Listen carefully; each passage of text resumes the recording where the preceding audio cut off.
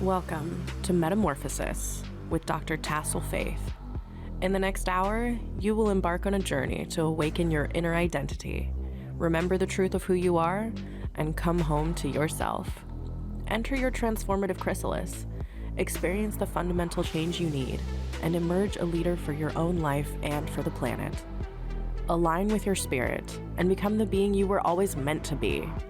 Leap fearlessly into the powerful change awaiting you.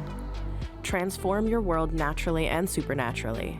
Lead with your magic, trust the unseen, experience quantum leaps. Metamorphosis begins now. Hello, and the warmest welcome to everyone. I'm Dr. Tassel Faith, your priestess of metamorphosis, and you're listening to the Metamorphosis Show on the Transformation Network. Please stay with us over the next hour as we help you facilitate your own metamorphosis. And I'm so delighted to welcome just an absolute honored guest, Mr. Robert Althuis. And I'll just share, so glad you're here. Thank you so much. Thank you. I appreciate it.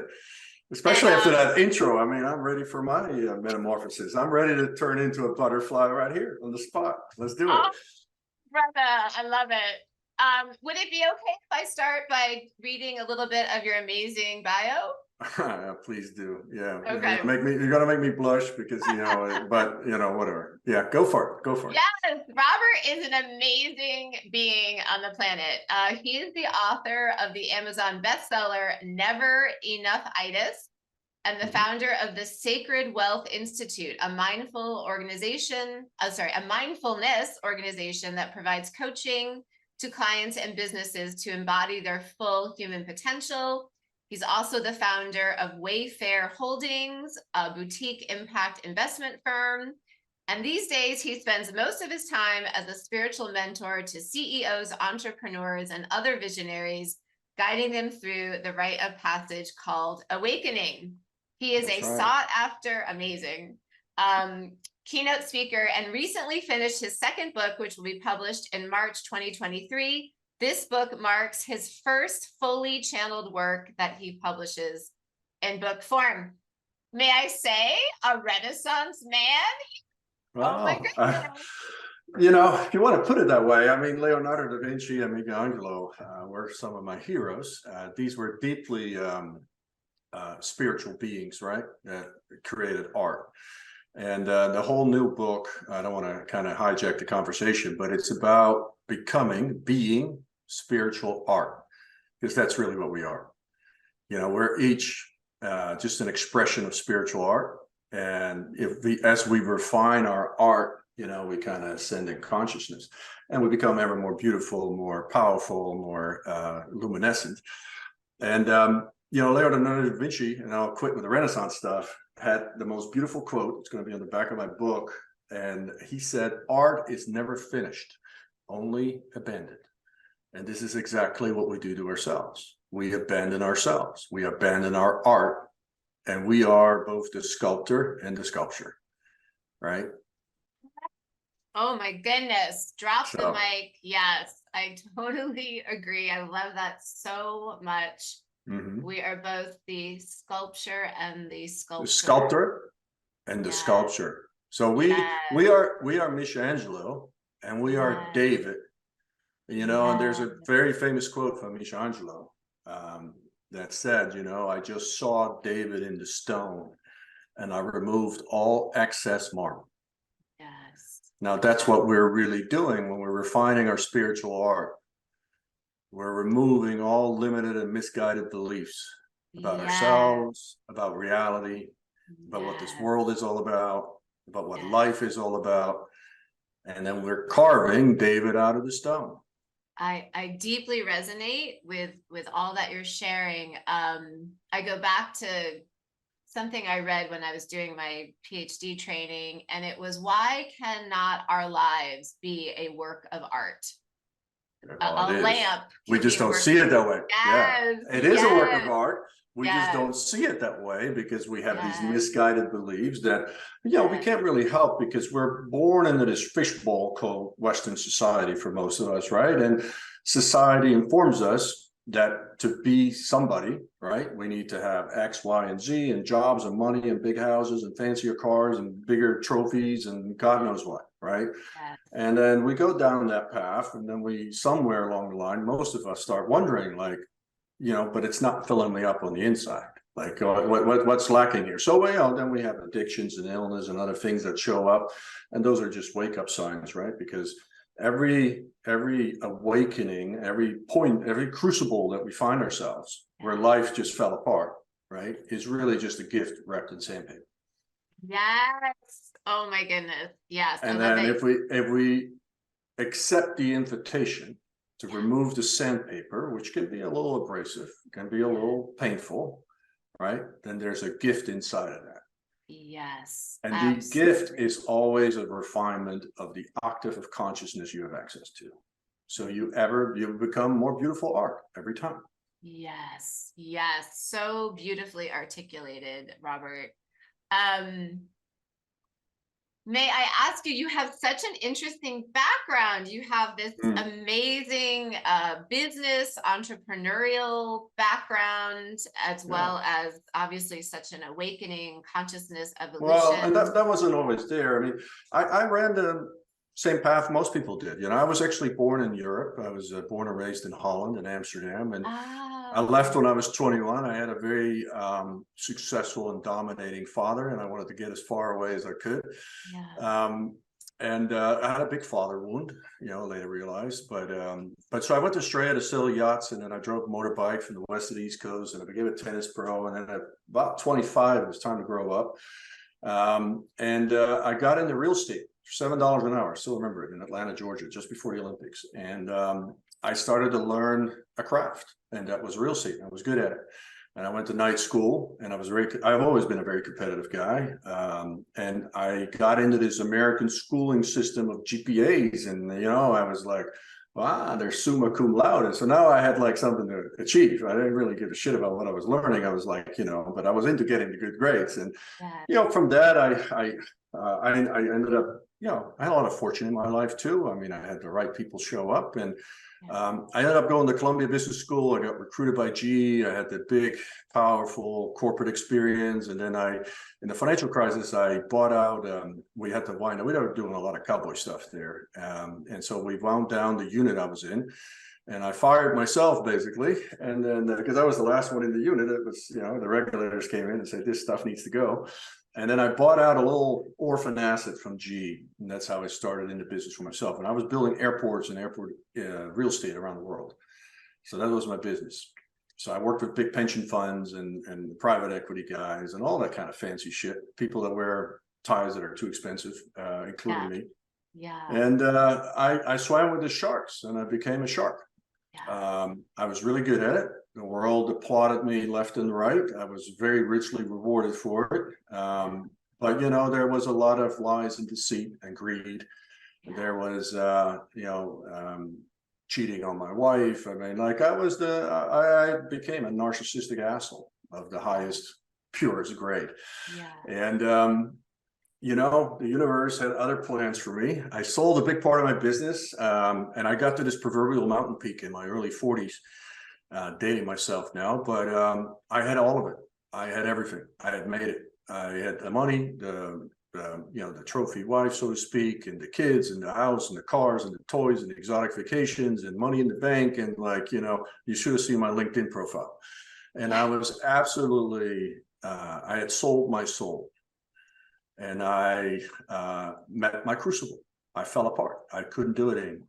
And that was where the inward journey became, and this search, this quest, because I wanted to figure out life's got to be about something else than spreadsheets, moving decimals around on a spreadsheet and making my investors a lot of money and filling my pockets. There's got to be something more to life than just this. This can't be what it's all about. And so that started this quest of, what am I all about? And what is life all about? What does it all mean? And does any of it have meaning? Because I didn't feel it had any meaning. And then the universe took me through some trials and tribulations and knocked me right off my horse, and I fell from grace, and I went through a divorce, and I had a business that got wiped out by a hurricane, and now I'm in financial peril. And, so I lost almost all of it, in beautiful, gracious ways, and ungraceful ways. And it was the best thing that ever happened to me. Goodness, your story really brings tears to my eyes. Just that amazing, I would say, hero's journey. Yeah, there's an arc to everybody's story, Yes. and I only have one speed. I'm Aries, so I only go full throttle, and I do everything big. So I went high up the mountain. I climbed a big mountain, and then you climb a high mountain, you fall into a low valley. Yes. But it taught me so much about myself, about life. It cracked my heart wide open, and this is really where our greatest intelligence resides. And it gave me access to eventually all these, you call them psychic abilities. I don't want to call it, because everybody has these abilities, but I found out this runs in my family, and there's actually a story that is my grandfather was clairvoyant. My mother has these things, and so I started really tapping into this, and I always had it, and I knew it, because I used it in business, but I misused it. Mm-hmm. So I used it to my advantage, because I was a rainmaker. I was a sales guy. I could talk and sell sand in the desert. Yeah. Because I had these intuitive capabilities, and I could tap into people's frequencies, because everybody talks at a frequency. And so when you can speak at someone's frequency, right, now you're heard. Otherwise, you're just talking. This is why most people communicate. Nobody's hearing anything. Within relationships, right? Like a lot of times they're both talking, but nobody's hearing anything, because they can't meet each other at the same frequency. So if you know how to tap into someone else's frequency, and this is not a dirty thing, it's just like tuning into them, right? We're both a receiver and a transmitter. Yeah. And so we can tune into someone's vibration, someone's frequency. Now we can talk at that tone. Now they're hearing us. Now we can communicate. Now we can exchange ideas. So I used and misused this in business to my advantage, and made millions doing it.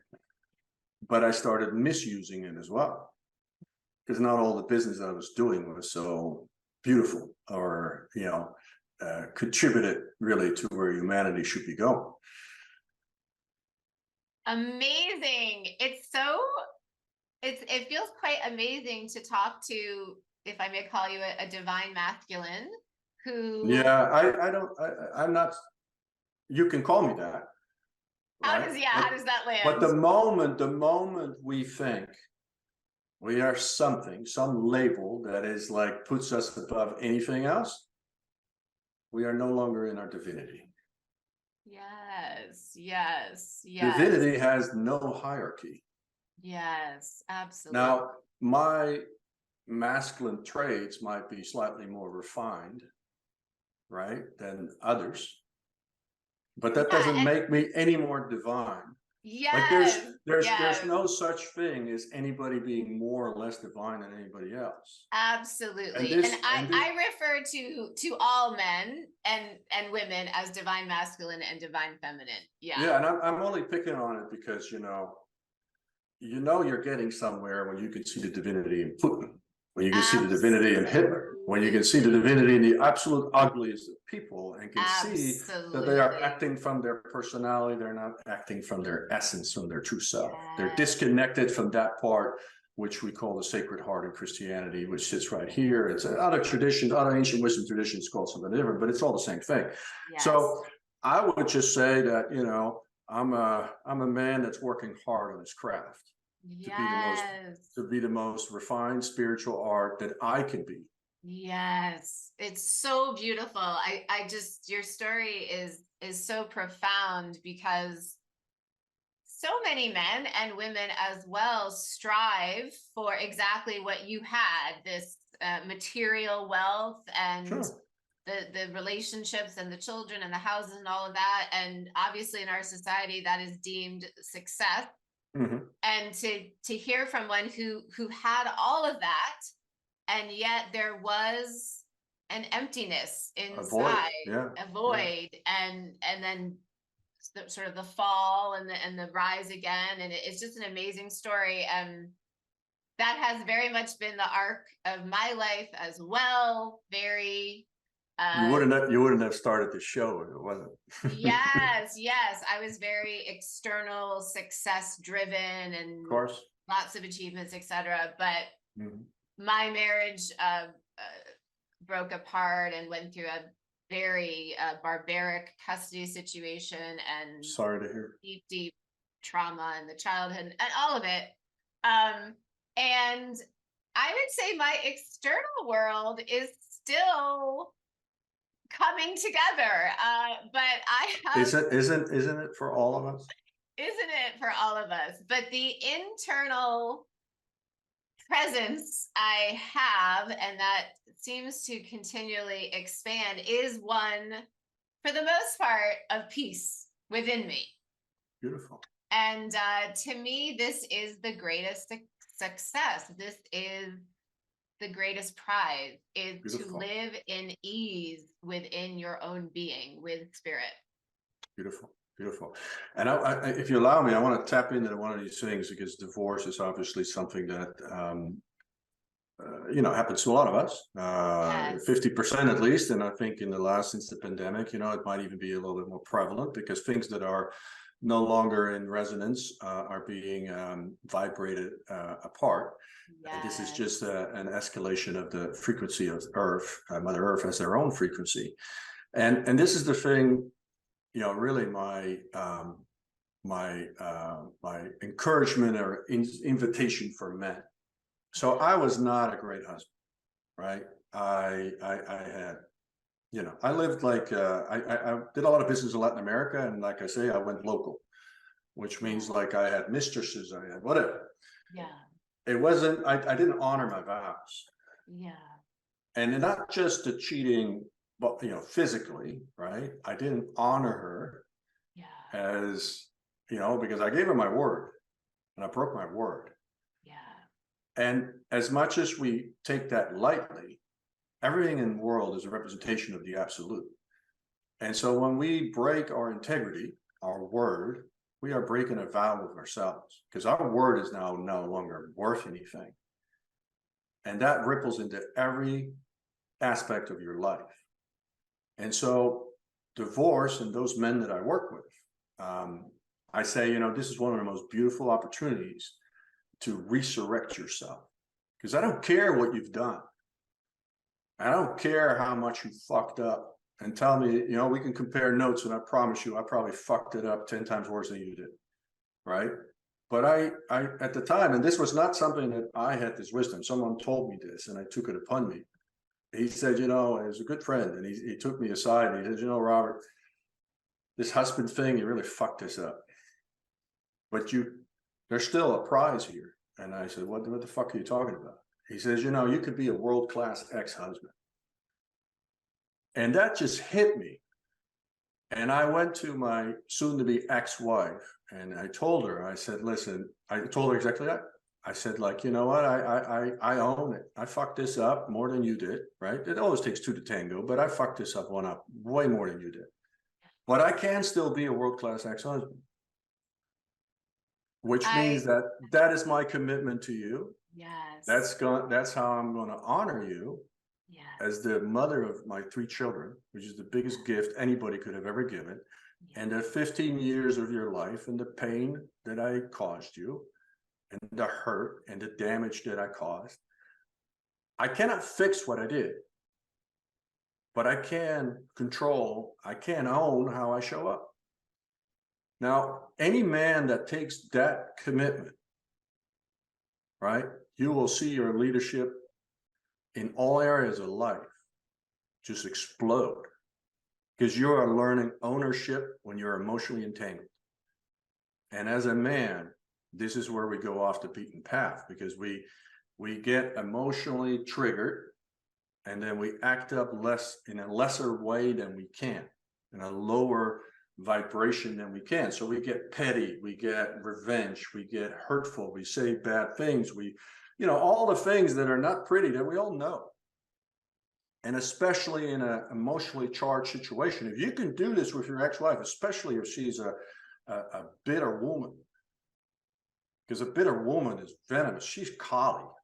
She's not Yeah. Shakti anymore. She's no longer creating and 10xing everything into beauty. Which is the feminine superpower, because a woman that is, excuse my French, but a woman that's well loved and well fucked, she 10x's everything in your life. Everything is going to be 10 times more beautiful, more vibrant, more luminescent, right? But you rob her of that sacred fuel source called love. Yeah. And she becomes bitter. She is just like Mother Nature. She becomes Kali energy. She kind of helped it. This is just her nature, right? And so when she's scorned, and when your ex-wife is scorned and hurt, and her heart was sliced open because her dream fell apart, her dream of a family, a house, safety, protection, all these things fell apart, right? Now you can show up and take the fucking arrows like a man, even though the arrows might not be deserved at all times. Now you're talking leadership. Now you're talking owning yourself. And now see that ripple into the rest of your life. Now you do that in business. Now you do that in other relationships with your family, with your friends. And this is how you become magnetic to bring the next beautiful love in a healthy way into your life. Because you become a healed man that doesn't walk around and is now going to like expunge all his hurt on the next one that decides to share her life with you. Oh right? my goodness, Robert. So beautifully. But it's all about leadership. Yes. And you don't do this for her. You don't do this for, I mean, you do it in a way for her and her kids, but they're all like, almost like secondary beneficiaries. Yeah. You do this because if you can stand in this, you rise within you. You can look yourself in the mirror at night and say, you know what? I took all this world had to throw at me, and I stayed in my power. I didn't get tempted to become petty. I didn't cut off her money. I didn't like do all these things that we do to manipulate or hit back. I said, no, I took it. I did what Jesus said. Turn the other cheek. Hit me again. I must have hurt you really bad that you're so mean to me, that you're so angry at me. I must have hurt you like in incredible ways. I'm going to have compassion for you. Yeah. Oh my goodness. Robert, I'm really grateful to hear this amazing experience, this amazing healed man that you've called yourself. It's very personally relevant for me and very professionally relevant. This is 9 out of 10 women, Tassel. Yes, absolutely. I mean, if it's not 99 out of 100 women, yes. Almost as a man, if you're a grown man, if you're above your 30s, you should consider that every woman you meet has had her heart ripped out, and shredded and stepped on, and she feels 10 times more than you do. So take your own worst heartbreak, right, and multiply that by 10, because her whole body is just a sensory organ. Like we, in a way, have the capacity to shrug shit off. We do. Our biology is different. I mean, the biology, the technology to produce life, to be the creators of life, is like about 100 times more complicated, right, than to produce 100 billion sperm cells you're going to produce the rest of your life, right? There's very little, and that's by design, by nature. I mean, we're supposed to be less complicated because, we need to keep our shit together when the tiger storms at us, right? That's our job. But so she feels a lot more. She feels a lot more in the field. She's hypersensitive to everything. And she actually, a woman that's connected with herself, she knows you're going to cheat before you even know you're going to do it. Like, it's not even about checking your text. I mean, when a woman really is plugged in, she knows already, because your integrity is gone before you act, right? And she responds to integrity because your wholeness is her protection. When your integrity has a leak, she's no longer safe. This is ancestral, because this meant a few hundred years ago that she was in danger for her life. Now, that's a different level of tension than you know as a man. Even if you're emasculated and weak and you don't know how to defend yourself, you're still a man. You're still not as vulnerable.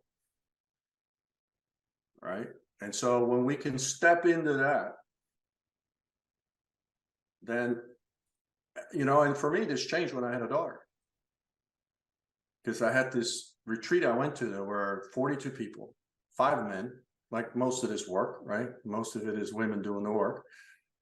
And every single one of these women had these traumas related to men. And I had so many instances, it was like, you know, I recognized that. I was that guy that was callous, that was casual, that didn't call back, that didn't and she ended up with a wound I didn't even know I caused. And so I had this little baby girl, and this is my precious, you know, she's my biggest teacher. Because I had this revelation in this circle of all these beautiful, powerful women that were like, had their heart stumped on. I was like, fuck, every woman is someone's daughter.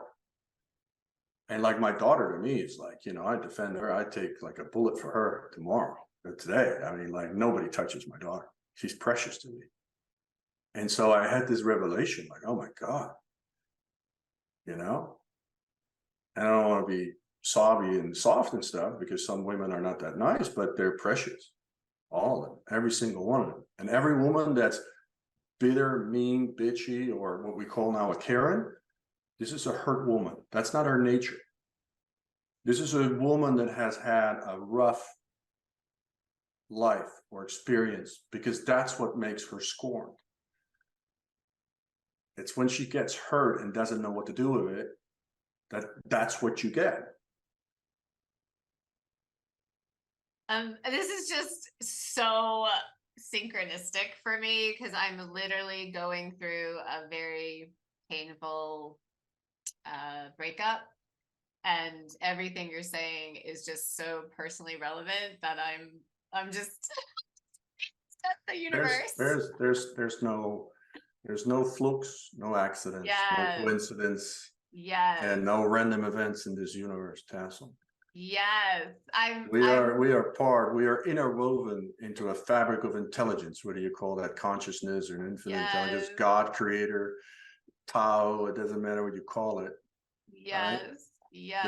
The medicine is always there. Yes, amazing. I'm just flabbergasted at the orchestration of the beautiful universe. It is so comforting, I'll just say. I'll just be very vulnerable. It's very comforting to hear your story and to talk to a healed man. And I'm just grateful that you exist and that you're right, sharing. But let's make it really clear. I might be healed, but I'm still imperfect. Yes. That's why I don't like going down this divine, sacred. No, I'm an imperfect man. Yes. Like anybody else. That's working on his art. Yes. And I'm not a guru. I'm not a mystic. I mean, there's nothing I can do that someone else can't do. There's nothing I know that someone else couldn't know. Absolutely nothing. Yeah. Right? We are all each other. Yep. All walking each other home, like Ram Dass used to say. Yes, that's one of my favorite lines. Absolutely. And so, you know, yeah, maybe healed. Maybe I worked on a lot of things because I had to. The universe forced me. I didn't volunteer. I didn't like stand up one day like, you know, I'm so spiritually gifted, you know, I'm going to kind of knock this shit out of the park and make myself a healed man. Yeah.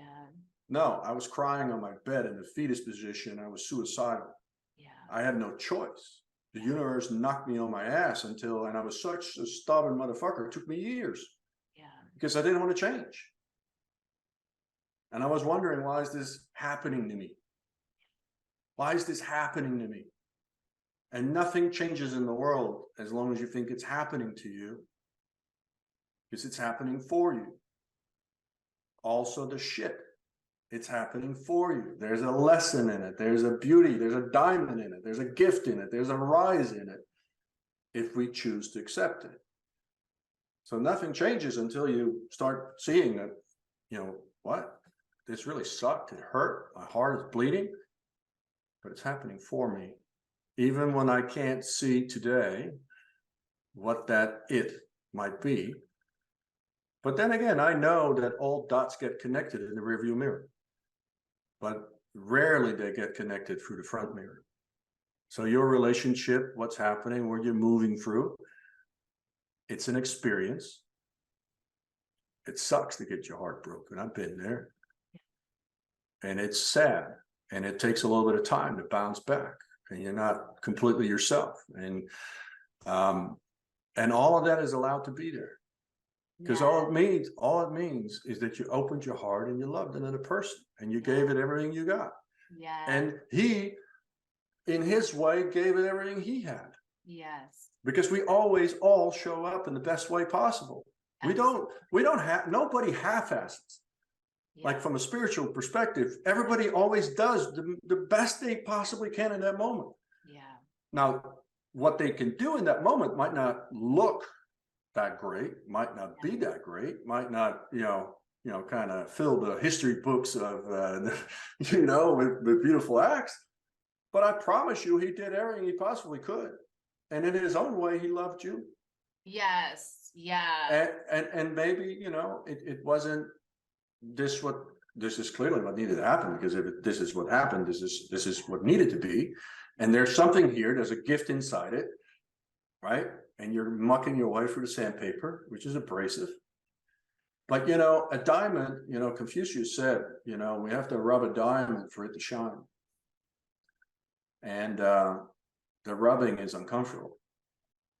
Yes. I love everything that you're expressing. And I just want to share that I think for women, it's so our nature to be so open-hearted, to just give our heart, our love, just very freely. And I know in my journey across my life, I had to really shut down my heart in order to survive my childhood. And Sure.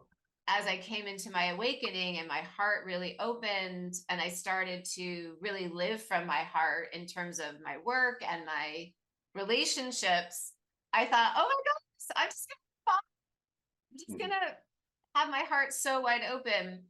But I think part of what my initiation, my crucible has been in this relationship that I'm moving through is that there does need to be discernment within relationship.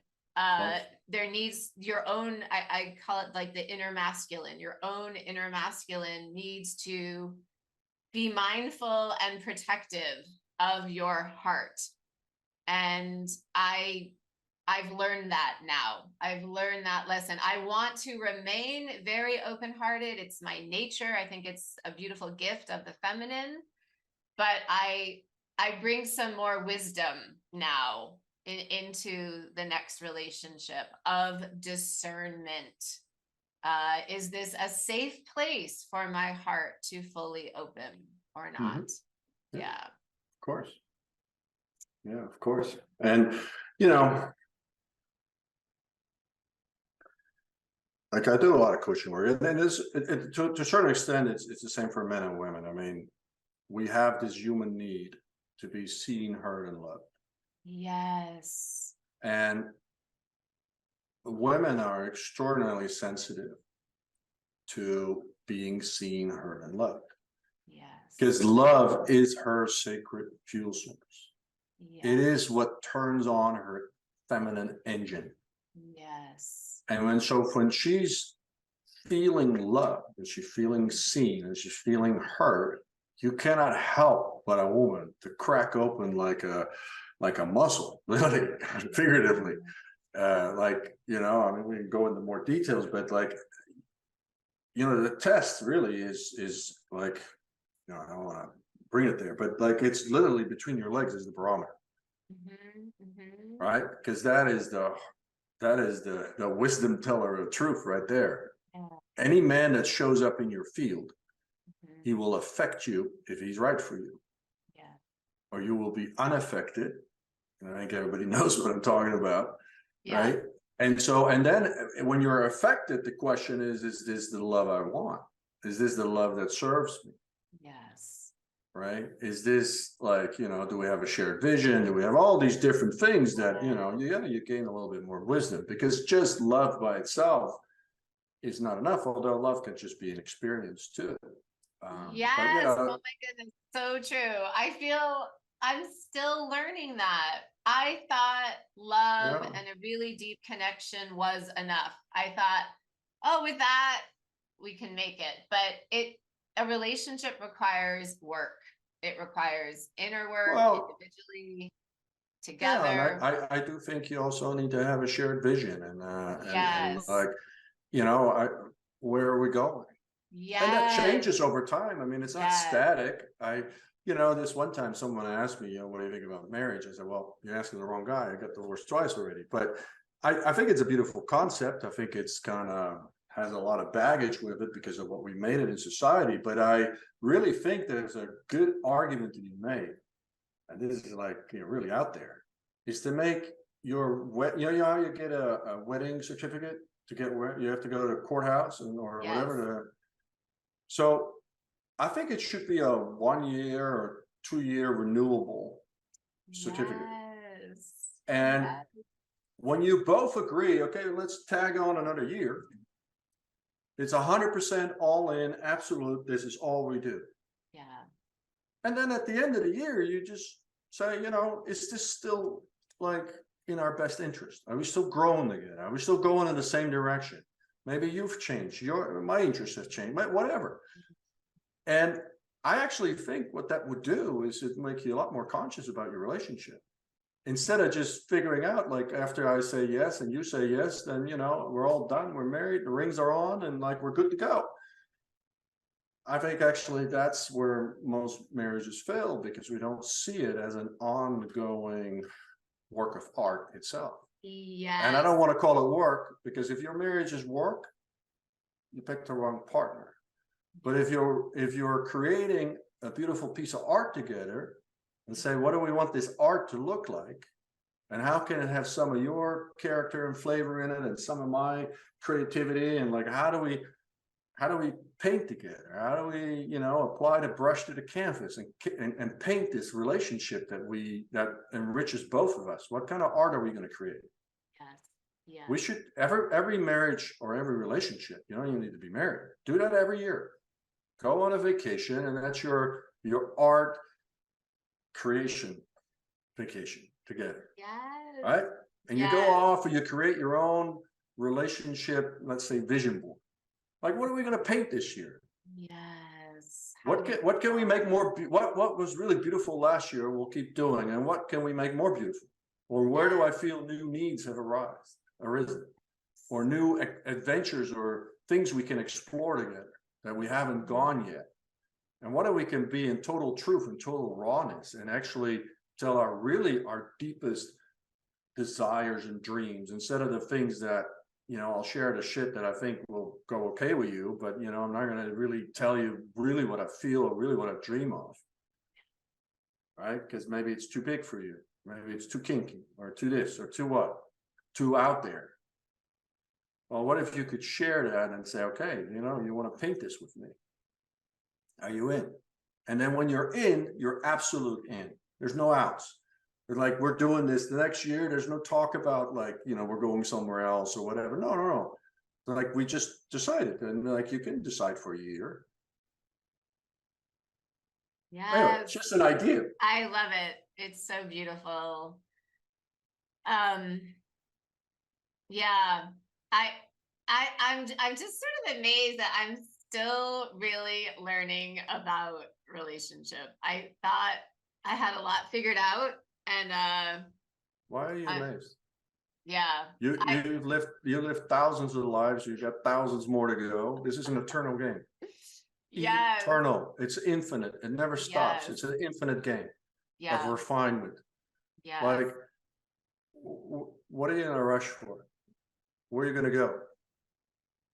Yeah, no, I love that orientation. It's so great. Just to, if I don't figure it all out in this lifetime, there's when, I'm an eternal soul. I mean, you do the best you can, and you Yes. evolve and create yourself. You really see yourself as an art project. Yes. I don't have to be fucking perfect. Yeah. I just need to be working on my art. Yeah. Yeah. That's all I need to do. Absolutely. I always like to say to myself and my clients that when we are just in alignment, when we are showing up the best that we can out of our comfort zone with courage, taking the next best inspired spirit-led action, that's success to me. That's you're doing the best you can. You're showing up the best way you can. Whatever happens externally, what let it be. And eventually, as you continue your internal energy as within so without, your external will be a reflection. But all we can do is just every day show up. I love the word integrity you use. Show up in our integrity, show up in our connection to spirit, show up in our honesty, our vulnerability, our open-heartedness to the extent that feels appropriate. And that's it. And to me, then we live in peace internally, no matter what is actually materializing externally. We, as you say, we can look ourselves in the eye, in the mirror. And just to remind you, right, in the thick of chaos is the seed of order. Can you say more about that? So I'll tell you. So you're going through a breakup, separation, or you're moving through something with your loved one. That's chaos. Yes. But within that chaos already is the seed of something new. Yes. Something more beautiful, better, of a higher octave of consciousness. Exactly. Whether it's with this person or the next man, I don't know. I mean, I'm not psychic in that way, but I'm just saying that we can even look at the chaos in our life, at the shit that's not going well. And guess what? Yeah, I've done a lot of work. I still got shit going sideways all the time. I just have tools to deal with it, right? And very rarely does it really knock me way off course, but that happens too. I get my heart broken. Still. You know, also because I'm a dumb romantic fool and I, marries. I love hard, I hurt hard. I mean, like, I accept it. It's like, I can't do things half-ass. So, when someone captures my heart, it's all my heart. I can't help it. I can't throttle it back. I've tried that. It doesn't work. So I just accept that that's just my lot in this life.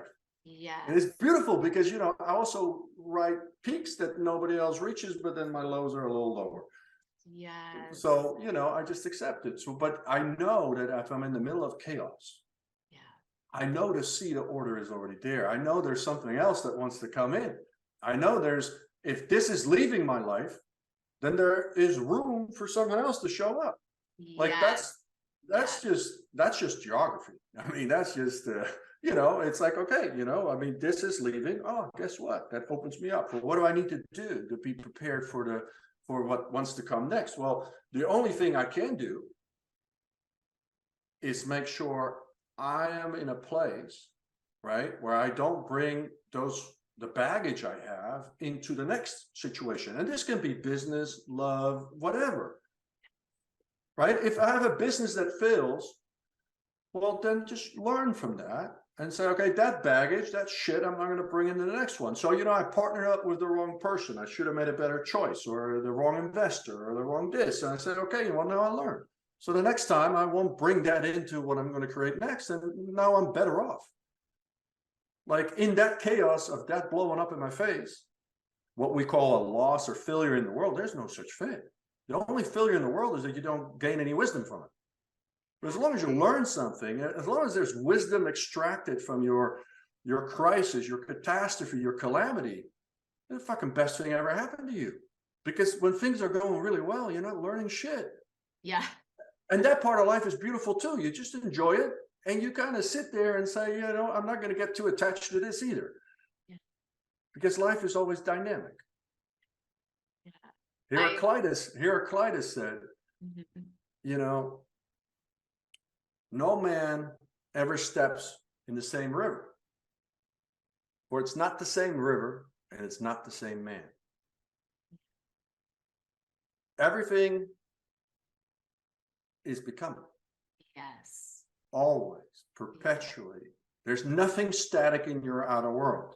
Yeah. You're just a piece of consciousness witnessing a movie passing through you. You're the center of the universe. And everybody else is just an actor in your movie. And all there is to it is, how can I learn from this? How can I grow from this? How can I evolve from this? Because that's the only thing this universe is doing. Look at nature. It's just evolving. It's just diversifying. It's just growing, evolving, ever more refined, ever more complex. Yeah. And we are just an expression of that. That's all it is. Yes, I agree 1,000,000,000% with everything you're saying, Robert. You're dropping so much wisdom. I want to just highlight a few beautiful things you said, that there is no failure. There is only experience. And the more wisdom, the more self-reflection we can take, and self-responsibility. How did I end up in this situation? What can I do differently next time? Not to blame others, but just how can I be accountable for my own life? And that our consciousness is the only thing we take with us when we move on to the next adventure on our next incarnation. So it is obviously the most important aspect of ourselves that we are evolving. It's the only thing that's eternal. And I always come back to, I just like thinking of life as an adventure. This is very comforting to me, right? Yeah. An adventure is full of all of it. It's full of sorrows and plot twists and pitfalls and snakes and trapdoors, and pleasant surprises, lucky breaks. There's no such thing as luck, but and then we call it that way. and joys and the pot of gold. It's a mixture of all of it, and this is the human experience. And I know just from speaking to you that you're obviously so committed to your human experience. And is there any other way to be? Well, I just want to say we don't have a choice. We don't have it. We're sometimes here. we can be so far up in the spiritual aspect of it, which we want to be, but we're not maybe fully feeling all of it. We're bypassing possibly. I have a teacher that I work with, because I still seek guidance and mentorship, because we never stop learning, right? Yes. And he keeps telling me, Robert, if spirituality doesn't change how you're doing the dishes, it's not spirituality. Yes, right. Right. We ground it in our actual life, like as a we human. can be up in the clouds all day long, and I love it. And I will go on adventures talking about ancient wisdom traditions and everything. And I'll go with you on that trip anywhere you wish to go. I've read 1,000 books, probably 1,000 courses. I'm happy to do it. But if you cannot bring it back into the world of form, all your knowledge, all your understanding is really honestly useless. Yes. It's just abstract. Right? It's just an abstraction. It's just a textbook you read. You heard about it. It's bringing it into life. Exactly. That's where the rubber meets the road. We are spiritual art within life. We embody our spiritual wisdom, our spiritual learning in our human form. I just like to say, we're human spirit beings. We are both, but we are here to live a human life as well as our spiritual evolution. So I couldn't agree more. And I'm very much like, sorry, go ahead. No, go ahead. Sorry, I was interrupting. I was just going to say, I couldn't agree more. I'm very much like you in that I feel so deeply. And yes, I try to make peace with that I do feel the highs. I do feel very deep lows, but I'm all in life. I am all in. I'm willing to feel it all. I'm not going to bypass. I'm not going to shy away from any experience, no matter how heartbreaking or wonderful it is. I'm all in with the human experience. Beautiful. I love it. I want to share this quote that I love also. Joseph Campbell, who studied a lot of mythology, phenomenal. There's a beautiful documentary on Netflix from back in the 80s or 90s. Fascinating man. So he said, life is not a problem to be solved, but a mystery to be lived. Yes. And I think so many people see life as a problem that needs to be solved. Yeah. And you're missing the richness, you're missing the texture, you're missing the nectar. It's all because you're not living the mystery, you're just trying to solve a problem. Yes. Right. I have a very similar quote I always think about. It's from The Law of One, which is a channeled book. Yeah. You may have read it. I'm familiar with it. Yeah. And it says, the universe begins and ends in mystery.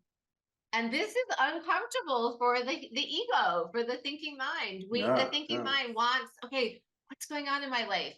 What's happening with this? What's happening wants with to that? control things, and Wants to control, exactly. And you can only control your inner world. You don't only control exactly. anything that you're believing or perceiving. You can control in the outer world is an illusion. Exactly. And our higher self is just leading the show. Our human is along for the ride. And I love this phrase, the not knowing mind, to just make peace with not knowing. And I'm really in deeply... Buddhism, they call that shoshin. Yes. Shoshin is a beginner's mind. Yes. Yes. I really resonate with shamanism, and in shamanism they also talk about being the hollow bone. So spirit is embodying me, my higher self is embodying me, and my human, I'm just along for the adventure. And one final quote from Stoicism: Epictetus said, "It's impossible for a man to learn what he believes he already knows." Yes, right. So knowing your knowing in your mind really kind of stands in the way of learning. Yes. Now knowing from the heart is a completely different type of knowing, because the heart is the portal to a higher intelligence. And so with the intelligence of the heart, which is feminine intelligence, actually, the heart is feminine, the mind is masculine.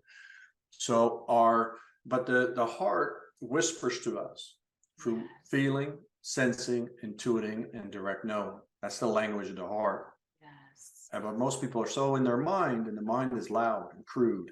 And it's just chiming away all the time. We don't hear the whispers. We don't feel, we don't sense, we don't intuit, we don't direct know, we don't trust it. So this is our feminine intelligence, which is the intelligence of the heart, which is the portal to higher knowing, and everything is already known in the universe. Everything has already happened. Every potentiality in the field, right, already exists. Yes. Everything that's ever happened. I mean, if you go far enough in space, you can actually pick up the I Love Lucy reruns, because everything that's ever beamed into the universe never dissipates. Yeah, it just keeps on traveling. Yes, that's your vibration too, by the way. Yes. And Robert, forgive me, I could talk to you about this forever. We have just a couple minutes left, and I just wanted to make sure that our listeners will know where to find you, any offerings you might have coming up, your new book, anything you want to share. Yeah, thank you. Well, I have a book. I don't know if it's going to come through. Never Enoughitis. This is this guy. We can see it. Yeah. That's on Amazon. It's on it's an audiobook and all that. I have a website, www.robertalthuis.com. I don't know if you can do show links after this. I'm on Instagram at Robert Althuis, Facebook too, LinkedIn. You can find me everywhere. Nobody's got a weird last name like I do. It's a weird Dutch name, so that's easy. And my new book, and thank you for bringing that up, that is a channeled work, my first fully channeled work. I channeled it between May and mid-June. It's 600 pages. It's rooted in the sacred geometry of the flower of life, and it's a 5-part book. It's everything you need to know to raise your consciousness, so to speak. And it's called Love and Truth, which I sign Love and Truth everywhere I go. I've been using that for about 2-3 years. I was at a shamanic experience that was given through. And it's not love and light for me, because life is not all light.